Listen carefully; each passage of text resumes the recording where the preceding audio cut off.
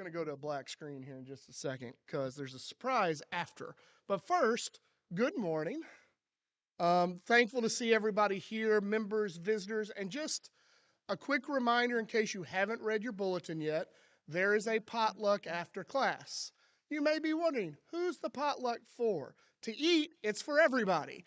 To celebrate, we're celebrating those who put on Christ in 2023. But the idea is, if you're here, we want you to stay for class and for potluck that follows, okay? So please don't rush off. There's food, and there's a chance to really truly get to know one another in that environment, which is much harder to do when we're kind of sitting in silence right now, other than some singing. So encourage y'all to stay for class and the potluck after. I've got 3 people that are about to come up here and a 4th that's about to be surprised. Tariah, can you come up here? Olive, Jameson, and Micah. Could you 4 come up here? All right, don't put it up there yet. All right, Adam, I'll tell you when. Y'all can come right here. How many have ever done a Where's Waldo puzzle? All right, so if you don't know what a Where's Waldo puzzle is, Waldo has these Harry Potter glasses on. He's wearing a red and white striped sweater, right? And a red and white, like, striped elf hat or something like that. What makes it hard is there's a whole lot of people. So go ahead and pop that up here. These kids are going to try to find him. All right, look my way. Look my way. Come here. Come here. When you turn around, you're going to have about 20 seconds. If you find him, just put your hand up and say you found him, but don't point him out, okay? All right? Go. All right, put your hand up. All right, Micah found him already. Oh, y'all just raising your hand. I've seen where your eyes are. You haven't seen them yet. All right, Olive, you got him. All right.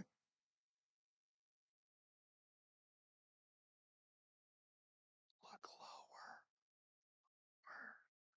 Look to your left. Put your hand down. All right. Point him out. Where is he? Right there. All right. Back away so everybody else who have really good eyesight. Here's Waldo right here. All right. Thank you guys. Thank y'all. Y'all can go. All right. So here's the difficult thing. Waldo just blends, right? Like, you're looking for someone in a situation that should be pretty easy to see until you realize he just kind of goes invisible, right? Anybody ever feel like a Waldo? You're in a crowd of people and nobody sees you. You feel completely invisible and unnoticed. You ever thought about the crowd, though, in a Where's Waldo thing? Of all these people, you're only looking for one. All the others are in your way. You ever feel like the crowd? Like no one's looking for you? In fact, you're in the way of who they really want to see. Maybe you feel insignificant. There are times we as people feel either invisible or insignificant because we don't feel like we are being seen. Today, we're going to talk about the God who sees us. We are not invisible. We are not insignificant, no matter how we've been made to feel or how we feel about ourselves. Our God who created us sees each and every one of us. He knows we have purpose and meaning. We are not insignificant. The place we're going to look at this, we are actually introduced to the name of God in Genesis 16 given to him by a slave named Hagar. And the name is El Roy. Good luck saying this name and not think about Elroy's bait and tackle shop or something like that. I have to get it out there because I'm going to say it real quick at times. And you're going to be like, did he just say Elroy? Yes, I did. But that's literally how the name is pronounced. Elroy. But what it means is the God who sees me. I want y'all to think about that because we're introduced to this in Genesis 16, which we'll read here in a little bit. But before we get to Genesis 16, you need to know a little bit about what led up to 16. Abram and Sarai are given a promise by God. What is that promise? Anybody? They're going to have a child. They're going to have a son, and this son All of his descendants would be as numerous as the stars in the sky and the sand on the seashore. The idea is Abram and Sarai, even though they're old, there's this promise that a great nation is going to come from their son, their child. But they're old. And I'm not talking about like middle aged, I'm talking about 80s and 90s, all right? And they are promised a child at that time. Guess what happens to Sarai? She starts to doubt, right? She starts to think, all right, I've been given this promise and it still hasn't happened. I'm getting older and older. What am I supposed to do? This leads us to Genesis chapter 16 and the story of Hagar and the name she gives God, El Roi. Before we get into that, I want you to know a couple things about Hagar, because before we read it, I want you to be able to read kind of the tone. First, we already mentioned Hagar's a slave, right? She's an Egyptian slave. She is owned by Abram, but she is the maidservant to Abram's wife, Sarai. So that's the first thing. She's a slave. The second thing is, you'll notice that within this story, Hagar's really treated like nothing more than a tool for what Abram and Sarai need. She is not treated with any sort of dignity or respect. She is not treated like a human being. In fact, when you notice the dialogue, she is never actually spoken to. She is spoken about, she's spoken around, but she is never actually addressed by anyone but one person in this story, one being in this story, and that is the God who sees her. So with that in mind, I want us to read Genesis 16 together. Now Sarai, Abram's wife, had borne him no children, but she had an Egyptian slave named Hagar. So she said to Abram, "The Lord has kept me from having children." We're not going to talk about that, but calm down, Sarai. The Lord is the one who said you would have children. Go sleep with my slave. Perhaps I can build a family through her. Abram agreed to what Sarai said. So after Abram had lived in Canaan 10 years, he had already received the land of promise, right? He had been promised to leave his land and go, and God would give him a new land. He journeyed. He didn't know where he was going. Did God keep his promise? For 10 years, he had been living that promise. He had been promised something else, but now doubt has crept in. Sarai said, "Go sleep with my servant." He says, okay. Sarai, his wife, took her Egyptian slave Hagar and gave her to her husband to be his wife. He slept with Hagar, and she conceived. When she knew she was pregnant, she began to despise her mistress. Then Sarai said to Abram, "You are responsible for the wrong I am suffering. I put my slave in your arms, and now that she knows she is pregnant, she despises me. May the Lord judge between you and me." "Your slave is in your hands," Abram said. "Do with her whatever you think is best." Then Sarai mistreated Hagar, and she fled from her. Not one time is Hagar treated like a human being in that whole scenario.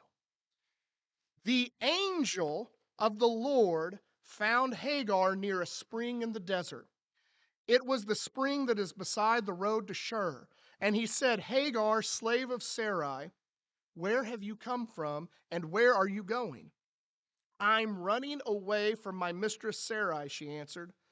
Then the angel of the Lord told her, "Go back to your mistress and submit to her." That is a very tough thing to read and understand, and we'll talk about it briefly, okay, later on. The angel added, "I will increase your descendants so much that they will be too numerous to count." The angel of the Lord also said to her, "You are now pregnant, and you will give birth to a son." That matters, and we'll explain. "You shall name him Ishmael, for the Lord has heard of your misery. He will be a wild donkey of a man." Sounds really bad. It's not as bad as what you think, but we're not going to talk about why that's not so bad. All right? "His hand will be against everyone, and everyone's hand against him." He's not going to live a peaceful life. "And he will live in hostility toward all his brothers." She gave this name to the Lord who spoke to her. You are the God who sees me. For she said, I have now seen the one who sees me. That is why the well was called Ber Lahai Roy. It is still there between Kadesh and Beard. So Hagar bore Abram a son, and Abram gave the name Ishmael to the son she had born. Abram was 86 years old when Hagar bore him Ishmael. In order to understand why this story plays out like it does, we need a very base understanding of the culture and time. But here's the deal. We don't have time to go deep into it. If you're wanting a deeper understanding, Jamin, would you raise your hand in the back for me? Next week, in Jamin's adult class on Sunday morning, he will actually be going over Genesis 16. So everything I get wrong, he will correct next week. And everything I don't say, he will say next week. But no, if you want a deeper understanding of this, I would encourage you, go to that class next week, because you're going to have some questions after we're done. Because this is a sermon, not a lectureship, so we can't go into all this, okay? But here's some things I want you to understand.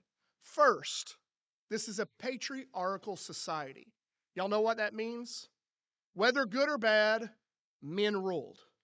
Which means Abram had all the power within his family. What he said was law. Sarai had a little bit more power than most women because at that time she was the only wife of Abram. And Abram, being a rich patriarch, gave her a little bit of power. The only people she really had power over, was those that belonged or were enslaved to Abram. So when she is given Hagar, Hagar basically becomes hers. And now whatever Sarai says is law for Hagar. It's important to know that because of the dialogue and the way things are going, right? Hagar has no power. Nothing. Sarai a little bit more. Abram all the power. That's some history. I'm not saying that's a good thing. I'm saying that's the culture they live in, okay? The second thing that's important to understand, this is also, I'm not saying is a good thing or a right thing, but it's just the facts of the time. The way women were found to be worth something was in bearing children. So if you were a woman married, your ultimate purpose was to give your husband children, specifically a male heir. So if you were childless, it was considered shameful.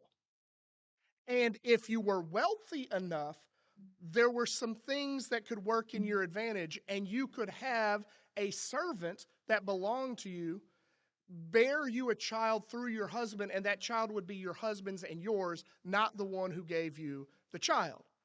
Messed up, like apocalyptic evil kind of in a lot of ways, but that's what it was.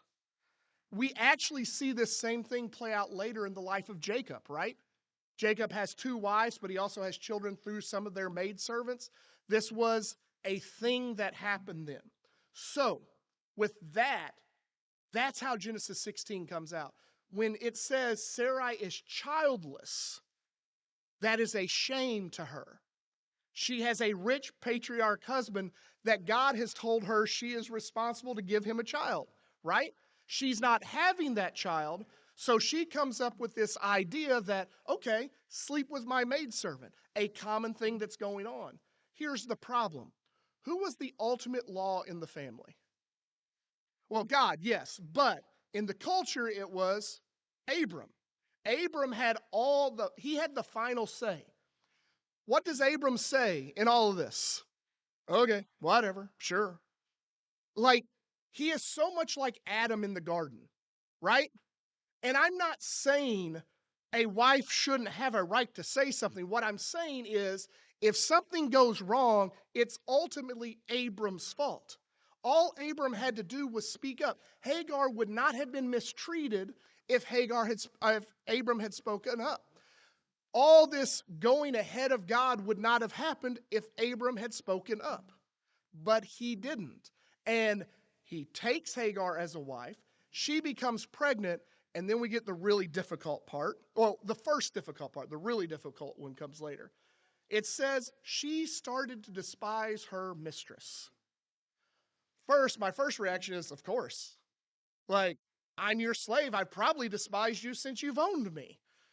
But that's the point is being made is something happens once she becomes a wife and pregnant that she's looking at things differently. I'm not exactly sure what that is. I'm going to suggest some things and you take however you want, all right? She could have felt superior to Sarai because she was able to be pregnant and Sarai wasn't.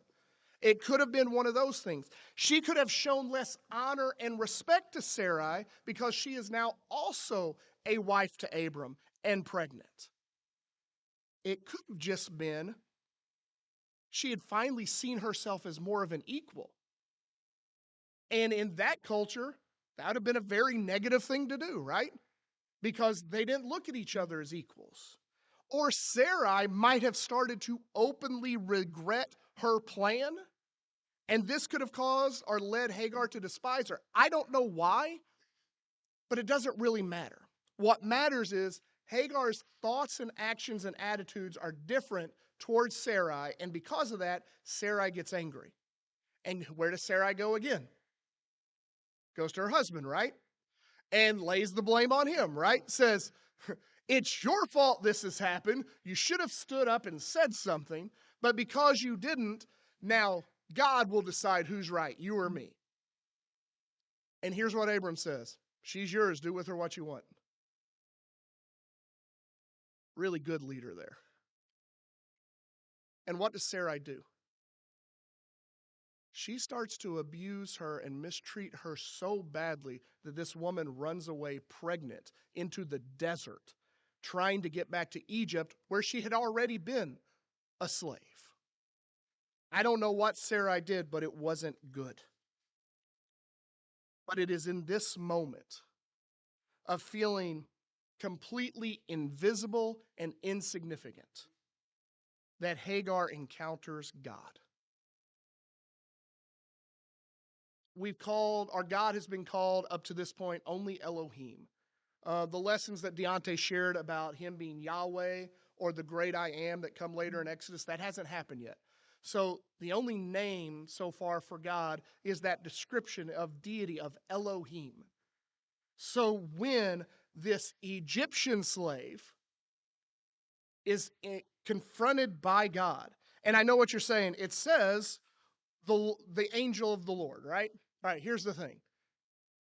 The angel of the Lord is probably not an angel. Whenever this terminology comes up, it usually is at least a representation of God, not a representative of God. So I don't know exactly what form this was, but this is closer to God in the burning bush to Moses than it is an angel coming. Okay, does that make sense? Hagar recognizes this, and after her encounter, she gave this name to the Lord who spoke to her. You are the God who sees me. For she said, I have now seen the one who sees me. Before we go any further in that, did you notice I skipped something in the narrative? What did God tell her to do first? Okay, up to this point, I want us to think about Hagar's mental state. I don't know anybody who could feel less invisible, or more invisible, I should say, than a slave. And as far as we understand, she's been a slave her entire life. More than likely, you remember when Abram was in Egypt and he left and Pharaoh gave him a bunch of gifts? More than likely, Hagar was part of those gifts. All she's ever been is an invisible slave. But then on top of that, if feeling invisible wasn't enough, how insignificant would it make you feel to just be a womb for another person? She was used as a surrogate mother. She was never talked to really in this process. Her feelings never considered. Nobody went up to her and said, is this something you would want to do? She was just forced into this. The only time this feeling of invisibility and insignificance might have disappeared was when she became pregnant. And maybe for the first time she goes, oh, I'm not invisible. And maybe I do matter. I I am carrying the child, she doesn't know son at the time, the child of my wife, of my mistress's husband, this rich patriarch. And how quickly is she shut down from that when Sarai starts mistreating her and abusing her? So all of that happens, and then God says, go back and submit. This is a very, very difficult passage that I'm very excited for Jamin to talk about next week in his class. I'm going to give you some things to consider, not to take as gospel, okay? The first is God had a plan for Hagar. When he tells her she's going to have a son, that means something. That son would be her protector. That son would be the one to make sure she is provided for and taken care of, and that she does not become destitute and dead. But in order for that plan to play out, she has to go back to Abram. So it's not that she's going back with no hope. She's going back with the hope that God gives her, but it's still a bad situation. The second thing to consider is she's not going back alone. She is going back knowing God is with her. That the God who sees her can protect her, can give her strength and courage to do and succeed in ways she could have never done on her own. He gives her the confidence she needs. Third, in returning, God is not just protecting her life in the future, but saving her life in the moment. She is pregnant in the desert, and she is a runaway slave. She's going to die if she doesn't go back, either from natural causes of not being able to take care of herself or from being a runaway slave. Fourth, we are not told when she goes back the abuse continues. I think sometimes we assume people just don't change or God can't change people.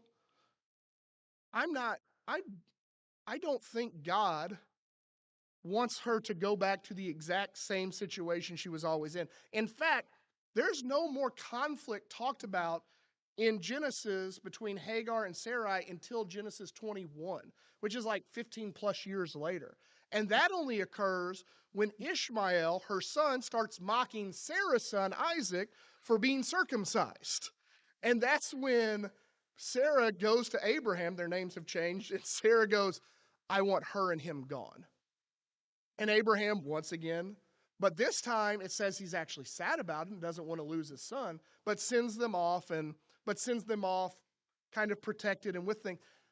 But we're not told of any other bad things Sarah does to Hagar. Why do we just assume God can't change the heart of Sarah? God can't make things easier and more peaceful. But here's the fifth one, and here's the toughest. Just because we encounter God, just because we see God and God sees us, doesn't mean he takes away all the problems that exist in our lives. And I don't know how to swallow that completely, but I know it's true. And it's a lot harder to swallow when you're in a good place and other people are in a worse place. For me to say that, knowing I've never had to come close to going through something Hagar has, is sometimes hard. But we live in a fallen, broken, sinful world, and we are fallen, broken, sinful people. As much as we've been hurt, we've hurt other people. And just because we come to know God doesn't mean he snatches us up immediately out of this world. What it does mean, though, is we don't go in this world by ourselves anymore. We don't deal with those things by ourselves anymore. If we truly believe in God, in this powerful, supreme creator, and we believe he sees us and walks with us, we can get through a myriad of difficult situations because we know we're not alone. So for Hagar, this invisible, insignificant slave has now encountered God. And she says, you are the God who sees me, even after being told to go back. I think this now goes down El Roy as my favorite name for God in Scripture. And here's why. There are so many people longing to be seen and noticed, to feel significant, to feel like they have worth. And throughout Scripture, we read about a God who sees people, who has compassion for people, who loves people, but not just the elite of elites. He sees all people. He sees the ones in misery. He sees the ones that everybody else can't find in the crowd or don't want to find. One of the great gifts of Jesus coming to this earth is we find out exactly who God sees through the life of Jesus. Jesus saw the sinners, the sick, the outcast, the hated, and the forgotten. He saw a Samaritan woman at a well. He saw a man possessed with a demon. He saw a tax collector in a tree. He saw an adulterous woman being used as a pawn by the religious leaders. He saw hungry crowds, outcast lepers, lame men begging, and fishermen fishing. Jesus saw these people the same way God saw Hagar. Jesus saw their worth and knew God had a purpose for them. Jesus shows us how the God Hagar named El Roi sees each and every one of us. I don't know how many of you growing up felt or struggled with being seen. I definitely did. I felt like at times, at best, I blended into the crowd, and at worst, I was completely insignificant and unwanted. That's an unhealthy way for anybody to view themselves, but especially for a kid. And when you're a kid and you feel like that and you want to be seen, you go about trying different things. Now, what I knew is I didn't have the looks, athletic ability, academic achievements, or whatever else got people noticed. Like all those things that you did in school to be seen, I was lacking in all of them. So what do? The only thing I could think of was, well, maybe I can make people laugh. You know, there's only one sure way to make people laugh. It's not with you, it's at you. You want to make sure people laugh and see you, make them laugh at you. I want to share one incident. I was in gym class, and did y'all ever do the 5-dot drill in gym class? Okay, a few of you. All it is it's 5 little circles in the shape of an X. And you would do different speed drills on one foot, on your right foot, on your left foot, and it's just a quickness speed drill. Here's the thing. I was fine at it. I could do it, no problem. But I wouldn't be the fastest, and I wouldn't do it in a way that would get me noticed. So I made a conscious decision as a 14-year-old that I would trip myself doing this drill and fall in front of everybody and get them to laugh. So I'm doing this drill, and I do just that. I trip myself, I fall, people laugh, and you know what I felt in that moment? Shame and regret. I felt horrible. And I felt horrible because in that moment, it's like, that's not who I am. And this is not what I want people to see or think of me. Being seen isn't enough. Being seen for who God made us is what matters. Being the people God made us and knowing God sees us is what matters. Over the years, I've started to realize I'm not invisible or insignificant. This hasn't happened because of more attention and affirmation from friends or family or the world, and I have gotten that as I've gotten older. But I've learned what Hagar learned. I have a God that sees me, and God seeing me is enough. It is okay if others misunderstand me. It's even okay if others ignore me or forget me, because my God sees me. He sees me better than I see myself. And it's a wonderful and beautiful thing to be seen by God. I want y'all to notice what Hagar says after giving God this name, El Roi, the God who sees me. Did y'all notice what she says? I have now seen the one who sees me. Now, this isn't a simple statement. I think if you read it like it's written, you're just reading, okay, God sees me, and now I've seen God. That's not what's being said here. This is a statement of awe and wonder. She's going, did I just see God? And did God really just see me? I am a slave. And God just saw me. It's astonishment. Of all people, God sees me. I think I would have had the same feelings as Hagar. Who am I that I would be seen by God? Hagar, this Egyptian runaway slave who has been used and tormented, and now she is scared and without any way to take care of herself, and the baby growing inside of her is visited by God and says, did I just see God? This morning we have Hagars among us. And what I mean by that is people who realize that God sees them. And this knowledge has given you a trust and confidence in God to bust down barriers, to bust down doors, and to be able to handle anything this world throws at you. You are so confident that God sees you and knows you that this world doesn't stand a chance. You're not afraid of it. And you'll face it because of all people, God sees you. We also have some women at the well. You know, when Jesus sees the Samaritan woman at the well, you know what she does? She goes and tells everybody who she had just seen. So much so that the whole village comes out to see this Jesus. We have people like that who once they realize God sees them, they can't help but to tell everybody else that God sees them too. We have some Zacchaeuses in a tree here today. People who, as soon as they realized God saw them, they did a 180. They changed everything about their lives. They gave up anything that got in the way of the God who sees them so they could be who God created them to be. When God sees us, it changes us.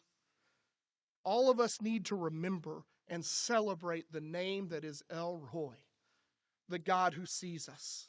We need to remember that our God sees us and that any feelings of invisibility or inadequacies need to go out the window. Our God sees us. We matter. We are seen. And I want us, as we close, to remember what the psalmist says. I will probably close with this every single time I preach on the names of God. And it's what Novice read for us from Psalm 9. And I just want to focus on verse 10. Those who know your name trust in you. For you, Lord, for you, El Roy, have never forsaken those who seek you. We have a God who sees us and a God who will never forsake us, and we can trust in that God. So if you want to give your life to that God through the same Jesus that spoke to a Samaritan woman, got a tax collector out of a tree, you can do that today. But unlike Waldo, this God is not hard to find. It's God's right there, wanting to be seen, wanting to be found. Come to him today. As together we stand and sing.